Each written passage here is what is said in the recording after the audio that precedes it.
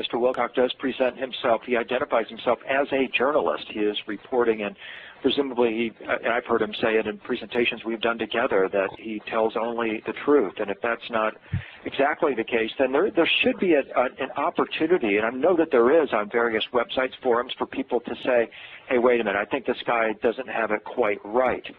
But it does seem in a way that it does go beyond, like I remember, well, let's just talk about what happened in December 2011 with David Wilcock when he had a shocking emotional breakdown on Kerry Cassidy's radio show. It was a surreal moment when he claimed that one of his sources, who admittedly in emails to me are prone to lying, he says, led him to believe that the bad guys were going to kill him or torture him unless the article he was in trouble for got 200,000 hits on his website, an article about some bizarre lawsuit that had been filed in December and alleged $1 trillion conspiracy. I mean, I'm really glad David is okay. He's a friend. I'll be seeing him in February. We'll be appearing on a panel together at the Conscious Life Expo. But honestly, and I'll say this to David's face, his behavior reminds me more of the televangelist Oral Roberts than anybody. I mean, yeah, remember, good point. In the 80s said God would call him home if he didn't send him $8 million. I mean, times have really changed. David only needed 200,000 hits to save his life. I mean, it's pretty funny in hindsight, but a deadly serious game is being played here, because later in other interviews, Ms. Cassidy had said, hey, hands off him. How dare you rank on him? He is inscrutable. He is absolutely beyond reproach. But is that true?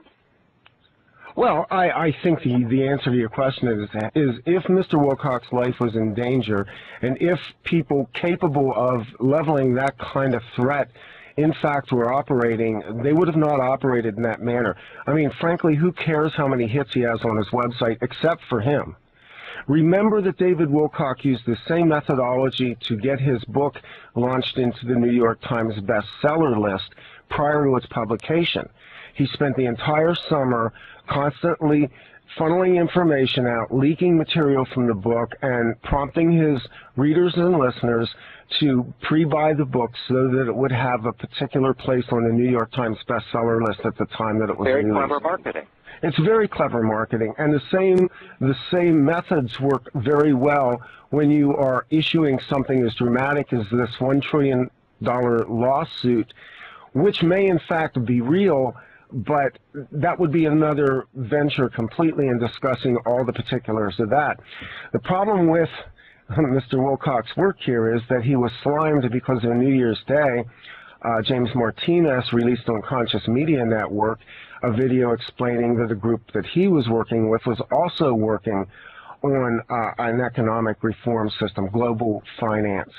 And the two were independent of each other, and Mr. Martinez simply released a video with Conscious Media Network explaining the details and then declined to comment further. And in fact, Mr. Martinez is booked to come on my show, but he has said that there are no further comments at this time on the activity, that it will play out over the next few months. So he's not writing a book, he's not writing blogs daily, he has simply announced something which is now in play. And what was then the response to Mr. Martinez's announcement? Mr. Martinez was treated by Mr. Wilcock, decried as being a publicity seeker and a hoaxer. Hey, if you don't like somebody, call him a hoax.